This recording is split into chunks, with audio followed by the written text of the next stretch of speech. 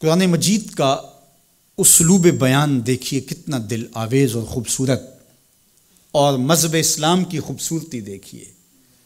غریبوں کو، یتیموں کو، لاچاروں کو، اپاہج اور کمزوروں کو، بیوگان اور اراملہ اور مساکین کو مدد کرنا، ان کی اعانت کرنا، ان کو کھانا دینا، یہ تو سارے لوگ کہتے ہیں، لیکن قرآن نے کتنی خوبصورتی کے ساتھ ہمیں بتایا کہ مسئلہ کھانے کا نہیں ہے، مسئلہ ان کو عزت دینے کا ہے۔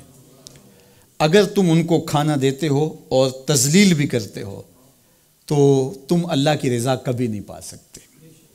اللہ کی رضا تمہیں تب نصیب ہوگی جب تم ان کی عزت نفس کا خیال رکھو گے، ان کی تذلیل نہیں کرو گے۔ تم ان کی تصویریں سوشل میڈیا پہ اور اخباروں پہ ڈال کر کے ان کی تذلیل کا سبب و ذریعہ نہیں بنو گے تو پھر تمہارا رب تم سے راضی ہے۔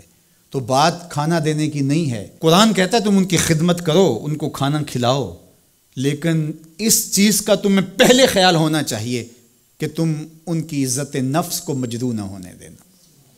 وَرَجُلٌ تَصَدَّقَ بِصَدَقَةٍ فَأَخْفَاهَا حَتَّى لَا تَعْلَمَ شِمَالُهُ مَا تُنْفِقُ يَمِينُهُ۔ میرے حضور نے فرمایا جس شخص نے صدقہ کیا اور اتنے مخفی انداز میں کیا کہ جو دائیں ہاتھ نے خرچ کیا بائیں ہاتھ کو اس کا پتہ ہی نہ چلا، قیامت کے دن جب کوئی سایہ نہیں ہوگا اللہ ایسے شخص کو اپنے عرش کا ٹھنڈا سایہ نصیب فرمائے گا۔ کتنی بڑی بات ہے۔ قرآن نے ہمیں سرًا و اعلانیہ دونوں طریقے بتائے ہیں۔ اعلانیہ بھی خرچ کر سکتے ہو، مخفی بھی خرچ کر سکتے ہو، لیکن اعلانیہ خرچ تم تب کرو گے جب کسی کی عزت نفس کا مسئلہ نہیں ہوگا۔ آپ مسجد کے لیے فنڈ مانگ رہے ہیں، کوئی بات نہیں، یہاں تو کوئی ایسا شخص نہیں ہے، لیکن کسی ایک شخص کو دے رہے ہیں تو پھر آپ کو اس بات کا خیال کرنا ہوگا، اس وقت پھر مخفی کرنا تمہارے لیے ضروری ہے۔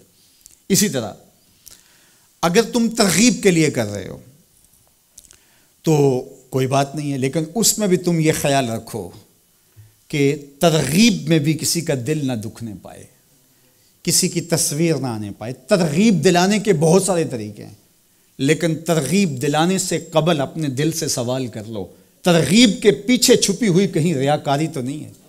چونکہ ریاکاری جو ہے یہ کالے پتھر پر کالے رنگ کی چونٹی چلے تو اس کی چال سے بھی زیادہ باریک ہے، تو یہ بڑی باریک چال ہے۔ تو بعض کا بندہ کہتا ہے میں تو ترغیب کے لیے کر رہا ہوں، لیکن اس کے پیچھے اس کا نفس کھڑا ہوتا ہے اور اس کے نفس پہ یہ شاک ہوتا ہے کہ وہ بغیر تشہیر کے کرے، تو وہ ترغیب کا نام لے کے اپنی اس ریاکاری کے اوپر ترغیب کا پردہ ڈالنا چاہتا ہے، لیکن ہوتی ریاکاری ہی ہے۔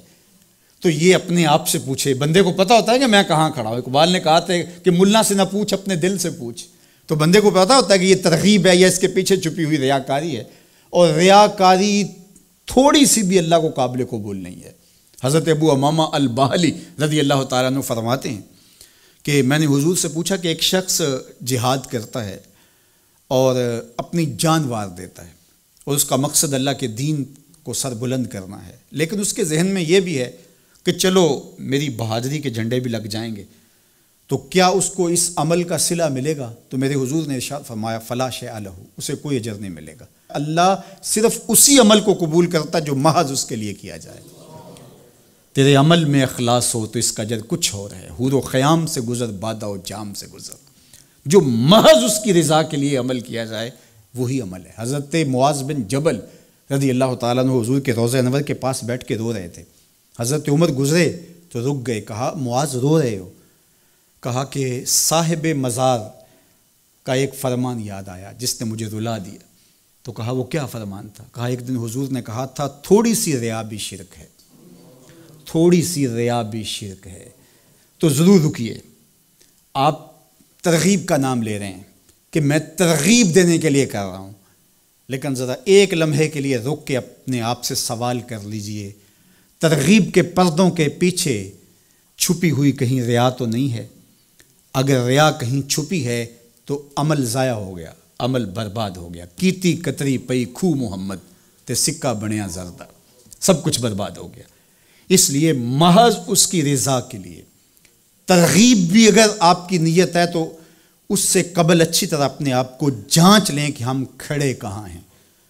اللہ اکبر۔ تو کہا کہ کلا بل لا تکرمون الیتیم، تمہارا مسئلہ یہ ہے کہ تم یتیم کی تکریم نہیں کرتے ہو، عزت نہیں دیتے ہو۔